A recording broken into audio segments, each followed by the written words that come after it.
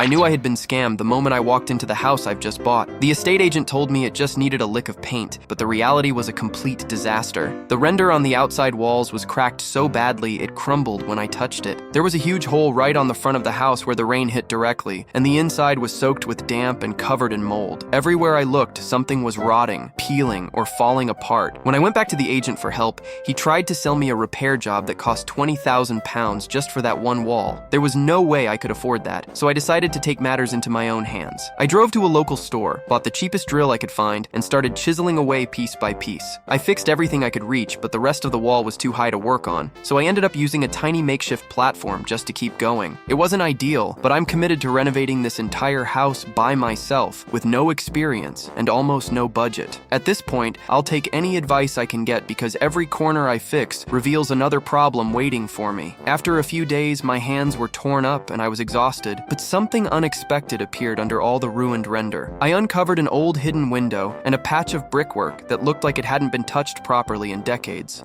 Things got even worse when I started noticing mold behind the kitchen cabinets leading all the way throughout the house. I suspected the outside steps were blocking the air bricks and messing with the damp proof course. So I chipped away the concrete, and sure enough, the steps were completely covering the airflow. I found 2 more air bricks buried the same way. After clearing them out, I used incense candles to check that the house was finally breathing again. By the time I removed the last chunk of concrete, the sun had already gone down. Now I'm waiting to see if all this work finally helps the damp disappear. In the next couple of days, I will try to renovate the interior, broke down any ancient section, and rebuild it anew. This renovation is turning into the biggest challenge of my life, but I'm determined to bring this place back one step at a time.